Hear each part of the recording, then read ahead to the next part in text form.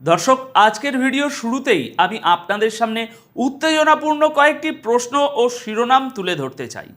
আপনারা কি জানেন, গতকাল 12ই জুনের সন্ধ্যায় এমন কিছু ব্রেকিং খবর বেরিয়ে এসছে যার জন্য গোটা বিশ্ব রুদ্ধশ্বাসে অপেক্ষা করছিল।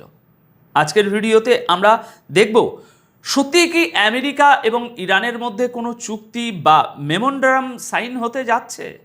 ইরান কি তার আটকে থাকা বিলিয়ন বিলিয়ন ডলারের ফ্রিজ ফান্ড ফেরত পাচ্ছে? ওয়েস্টার্ন মিডিয়া যে দাবি করেছিল তেহরান তাদের স্টেট অফ হরমুজের নিয়ন্ত্রণ ছেড়ে দেবে, তার পেছনের আসল সত্যটা কি? তাহলে চলুন শুরু করা যাক আজকের এই বিশেষ প্রতিবেদন। দেখুন, ব্যাপারটা হলো, গতকাল 12ই জুনের সন্ধ্যা 5:30 ইরানের সরকারি নিউজ এজেন্সি ইরনা এবং আন্তর্জাতিক সংবাদ মাধ্যম আল জাজিরার বরাতে যে রিপোর্টগুলো সামনে এসেছে তা এক কথায় চমকে দেওয়ার মতো।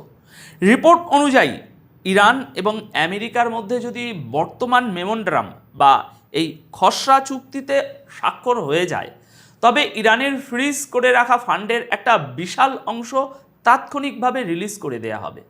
অর্থাৎ আমেরিকা এবং তার মিত্র দেশগুলোতে আটকে থাকা ইরানের বিলিয়ন বিলিয়ন ডলারের মধ্যে কয়েক বিলিয়ন ডলার ফার্স্ট ফেজেই তেহরানের হাতে চলে আসবে এবং বাকি টাকা ধীরে ধীরে ধাপে ধাপে তারা পাবে। শুধু তাই নয়, ইরানের অয়েল এক্সপোর্টের উপর যে পশ্চিমা নিষেধাজ্ঞা রয়েছে সেখান থেকেও তারা বড়সড় ছাড় পেতে যাচ্ছে। এর মানে হলো, অর্থনৈতিকভাবে ইরান আবারও একটা বড় ধরনের বুস্ট পেতে চলেছে, যা তাদের অভ্যন্তরীণ অর্থনীতি এবং সামরিক গবেষণাকে আরও শক্তিশালী করবে। কিন্তু এখানে একটা জিনিস বুঝতে হবে দর্শক, এগুলো হলো তেহরানের সরাসরি লাভের জায়গা। কূটনীতির টেবিলে যখন এক পক্ষ কিছু পায়, তখন অন্য পক্ষকেও কিছু ছাড় দিতে হয়। কিন্তু মজার ব্যাপার হলো, এই চুক্তির ড্রাফটে ইরান তাদের সবচেয়ে বড় শক্তির জায়গা অর্থাৎ তাদের নিউক্লিয়ার প্রোগ্রাম নিয়ে নতুন কোনো পশ্চিমা বাধ্যবাধকতা বা নিষেধাজ্ঞা মেনে নেয়নি। অন্যদিকে আমেরিকাও কিন্তু তাদের সমস্ত স্যাংশন একেবারে তুলে নেওয়ার কোনো প্রতিশ্রুতি এই দলিলে রাখেনি। এর মানে হলো, আমেরিকা এবং ইরান দুজনেই তাদের সবচেয়ে কঠিন এবং স্পর্শকাতর ইস্যুগুলোকে আপাতত টেবিলের একপাশে সরিয়ে রেখেছে, যাতে করে কোনো মতে অন্তত বর্তমানের এই চলমান যুদ্ধটাকে থামানো যায় এবং প্রাথমিক একটা বোঝাপড়ার ভিত্তিতে আলোচনাটা শুরু করা যায়। এখানে আপনারা হয়তো ভাবছেন, তাহলে এই চুক্তির মূল ভিত্তিটা কি? দর্শক, এখানেই আসে ডিপ্লোম্যাসির সবচেয়ে বড় খেলা। রিপোর্ট অনুযায়ী এই মেমোরেন্ডামে অত্যন্ত সুকৌশলে 3টে বড় ইস্যুকে ইচ্ছাকৃতভাবে আগামী 60 দিনের জন্য স্থগিত রাখা হয়েছে। প্রথমটি হলো, ইরানের শান্তিপূর্ণ নিউক্লিয়ার প্রোগ্রাম ভবিষ্যতে কিভাবে পরিচালিত হবে। দ্বিতীয়টি হলো, আমেরিকার আরোপিত নিষেধাজ্ঞাগুলো ঠিক কী প্রক্রিয়ায় এবং কতদিনের মধ্যে পুরোপুরি তুলে নেওয়া হবে। আর তৃতীয় এবং সবচেয়ে ক্রিটিক্যাল পয়েন্ট হলো, এই দীর্ঘদিনের স্যাংশন এবং সাম্প্রতিক সংঘাতের কারণে ইরানের যে বিশাল অর্থনৈতিক ক্ষতি হয়েছে তার ক্ষতিপূরণ কে দেবে এবং কিভাবে দেবে। এই 3টি বিষয় নিয়ে আগামী 60 দিন আলাদাভাবে দর কষাকষি চলবে। কিন্তু দর্শক, এখানে ইরান এমন একটি মাস্টার স্ট্রোক খেলেছে যা আমেরিকার জন্য বেশ অস্বস্তিকর। ইরান পরিষ্কার শর্ত জুড়ে দিয়েছে যে চূড়ান্ত এবং ফয়সালার আলোচনা ততক্ষণ পর্যন্ত শুরুই হবে না যতক্ষণ না তাদের আটকে থাকা ফান্ডের অন্তত অর্ধেক টাকা রিলিজ করা হচ্ছে এবং তাদের তেল রপ্তানির উপর থেকে নিষেধাজ্ঞা পুরোপুরি তুলে নেওয়া হচ্ছে। অর্থাৎ তেহরান ওয়াশিংটনকে সাফ জানিয়ে দিয়েছে যে ওয়েস্টার্ন পাওয়ারের ফাঁকা বুলিতে তারা আর ভরসা করবে না। আগে প্র্যাকটিক্যাল পদক্ষেপ নিতে হবে, আগে ক্যাশ টেবিলে আসতে হবে, তারপর চূড়ান্ত চুক্তির দিকে পা বাড়ানো হবে। দর্শক, এরপরই ইরানের সরকারি মিডিয়া এমন একটি তথ্য ফাঁস করেছে যা ইসরায়েল এবং আমেরিকার ঘুম হারাম করার জন্য যথেষ্ট। রিপোর্টে বলা হয়েছে, এই বর্তমান ড্রাফটে যদি সিগনেচার হয়, তবে আমেরিকাকে এই দায়িত্ব নিতে হবে যে তারা ইসরায়েলকে লেবানন ফ্রন্টে যুদ্ধ পুরোপুরি শেষ করতে বাধ্য করবে। এখানে খুব মনোযোগ দিয়ে একটা জিনিস খেয়াল করবেন, এই চুক্তিতে কিন্তু স্পেসিফিকভাবে গাজার কথা বলা হয়নি, জোর দেওয়া হয়েছে লেবানন সীমান্তের দিকে। আর সবচেয়ে আকর্ষণীয় বিষয়টা হলো ইরানের মিডিয়া স্পষ্ট করে জানিয়েছে যে এই চুক্তির ড্রাফটে কোনো সিজফায়ার এক্সটেনশন বা যুদ্ধবিরতি বাড়ানোর মতো দুর্বল শব্দ ব্যবহার করা হয়নি, বরং বলা হয়েছে প্রতিটি রণাঙ্গনে যুদ্ধ সম্পূর্ণ এবং চূড়ান্ত সমাপ্তি টানতে হবে।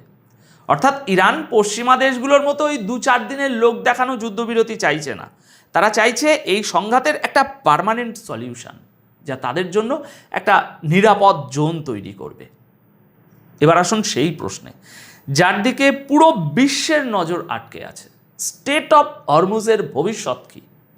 দেখুন, গত বেশ কিছুদিন ধরে পশ্চিমা মিডিয়াগুলো প্রপাগান্ডা ছড়াচ্ছিল যে এই চুক্তির বিনিময়ে ইরান হয়তো হরমুজ প্রণালীর উপর থেকে তাদের চাপ কমিয়ে নেবে বা নিয়ন্ত্রণ ছেড়ে দিতে রাজি হবে। কিন্তু গতকাল 12 জুনের সন্ধ্যায় ইরানের সরকারি মিডিয়া অত্যন্ত কড়া ভাষায় এই সমস্ত জল্পনা কল্পনাকে খারিজ করে দিয়েছে। তেহরান পরিষ্কার বার্তা দিয়েছে যে পৃথিবীর কোনো চুক্তির বিনিময়েই তারা স্টেট অফ হরমুজের উপর তাদের সার্বভৌমিক অধিকার এবং নিয়ন্ত্রণ এক চুলও ছাড়বে না। মেমোরান্ডামে কেবল এতটুকু বলা আছে যে যখন যুদ্ধ পুরোপুরি এবং আনুষ্ঠানিকভাবে শেষ হয়ে যাবে, ঠিক তারপর হরমুজ দিয়ে বাণিজ্যিক জাহাজগুলোর সাধারণ যাতায়াত পুনরায় স্বাভাবিক করা হবে। তবে ইরান যে নতুন টোল ট্যাক্স বা নিজস্ব ম্যারিটাইম আইন সেখানে চালু করার কথা ভেবে রেখেছে, সেটা নিয়ে চুক্তিতে স্পষ্ট কিছু বলা নেই। অর্থাৎ এর সোজা অর্থ হলো স্টেট অফ হরমুজে ইরানের যে আধিপত্য এবং পজিশন রয়েছে তা অপরিবর্তিত থাকছে এবং যুদ্ধ শেষ না হওয়া পর্যন্ত এই অত্যন্ত গুরুত্বপূর্ণ সামুদ্রিক রুট নিয়ে তেহরান তার কড়া অবস্থান থেকে বিন্দুমাত্র সরবে না। দর্শক, আমরা যদি এই সমস্ত রিপোর্ট এবং ডেটাগুলোকে একসাথে মিলিয়ে দেখি, তাহলে বর্তমান জিওপলিটিক্যাল দাবার বোর্ডের যে ছবিটা ফুটে ওঠে খুব পরিষ্কার। ইরান একদিকে তাদের আটকে থাকা বিলিয়ন বিলিয়ন ডলারের ফান্ড এবং তেলের রপ্তানির স্বাধীনতা চাইছে, অন্যদিকে লেবানন ফ্রন্ট সহ সমস্ত জায়গায় যুদ্ধের চূড়ান্ত সমাপ্তি চাইছে, আর অপরদিকে ইউরেনিয়াম এনরিচমেন্ট বা ব্যালিস্টিক মিসাইল প্রোগ্রাম এবং স্টেট অফ হরমুজের মতো অত্যন্ত জটিল ইস্যুগুলোকে তারা এমনভাবে বাঁচিয়ে রেখেছে যেগুলোতে আমেরিকা সহজে হাত দিতে পারবে না। এই ব্যাপারগুলো যেন ইসরায়েল এবং আমেরিকার গলার কাঁটা হয়ে দাঁড়িয়েছে। মজার ব্যাপার হলো, ইসরায়েলি মিডিয়া, বিশেষ করে দ্য টাইমস অফ ইসরায়েলের মতো পত্রিকাগুলোও এই খবরগুলোকে এক প্রকার কনফার্ম করছে। তারা তাদের হেডলাইনে কি লিখছে যে আমেরিকা ইরানের উপর থেকে স্যাংশন তুলে নেবে এবং ফ্রোজেন ফান্ড রিলিজ করবে, কিন্তু ইরানের নিজস্ব মিসাইল প্রোগ্রাম নিয়ে এই চুক্তিতে কোনো আলোচনাই হচ্ছে না। একইভাবে দ্য জেরুজালেম পোস্টের হেডলাইনেও বেশ কিছু বলা হয়েছে। কি বলা হয়েছে? যে এই চুক্তির ফলে লেবাননে যুদ্ধের অবসান হবে, হরমুজ প্রণালী পুনরায় চালু হবে এবং ইরান তার বিলিয়ন বিলিয়ন ডলার ফিরে পাবে। এছাড়াও ইসরায়েলি মিডিয়াগুলো আতঙ্কের সাথে রিপোর্ট করছে যে তেহরান আমেরিকার সাথে নিউক্লিয়ার আলোচনায় ইউরেনিয়াম এনরিচমেন্ট করার তাদের যে অধিকার, তার উপর জোরালো অবস্থান ধরে রাখবে। তবে দর্শক, এত সব পজিটিভ এবং স্ট্র্যাটেজিক খবরের মাঝে ইসরায়েলি মিডিয়া থেকে কিছু মিশ্র রিপোর্টও ছড়ানো হচ্ছে। কিছু হেডলাইনে দাবি করা হচ্ছে যে ইরানের লিডারশিপের মধ্যে নাকি এই চুক্তি নিয়ে মতবিরোধ রয়েছে এবং এই কারণে মোস্তাফা খামেনি নাকি আমেরিকার এই শান্তি চুক্তির প্রস্তাবটি প্রত্যাখ্যান করেছেন। যদিও এই দাবির কোনো অফিসিয়াল কনফার্মেশন এখনও আসেনি, তবে এটা যে পশ্চিমা এবং ইসরায়েলি মিডিয়ার একটা মনস্তাত্ত্বিক যুদ্ধ হতে পারে তা একজন বিশ্লেষক হিসাবে উড়িয়ে দেওয়া যায় না। কারণ যখনই ইরান কূটনৈতিকভাবে কোনো বিজয় অর্জন করার একেবারে দ্বার প্রান্তে পৌঁছায়, তখনই এই ধরনের কনফিউজিং খবর ছড়িয়ে বাজার গরম করার চেষ্টা করা হয়। এখন পরিশেষে একটা কথাই বলতে চাই, আন্তর্জাতিক রাজনীতির এই ময়দানে আমেরিকা এখন এমন এক অবস্থায় এসে দাঁড়িয়েছে যেখানে তারা না পারছে যুদ্ধটাকে পুরোপুরি চালিয়ে যেতে, না পারছে ইরানের সমস্ত শর্ত মেনে নিয়ে পিছু হটতে। ইরান অত্যন্ত ঠান্ডা মাথায় তাদের অর্থনীতিকে চাঙ্গা করার পাশাপাশি তাদের সামরিক শক্তির অবস্থানকেও অক্ষুণ্ণ রাখছে। আগামী 60 দিনের আলোচনাই নির্ধারণ করবে এখন যে মধ্যপ্রাচ্যের আসল নিয়ন্ত্রক কে হতে যাচ্ছে। আজকের এই বিশ্লেষণ এখন আপনাদের কেমন লাগলো? ইরানের এই কূটনৈতিক চাল নিয়ে আপনাদের মতামত কি? অবশ্যই কমেন্ট সেকশনে জানাবেন। আপাতত এই প্রতিবেদন তাহলে এখানেই শেষ করব। দেখা হবে পরবর্তী গুরুত্বপূর্ণ প্রতিবেদনে। সবাই খুব ভালো থাকবেন, সুস্থ থাকবেন। ধন্যবাদ আপনাদের সকলকে।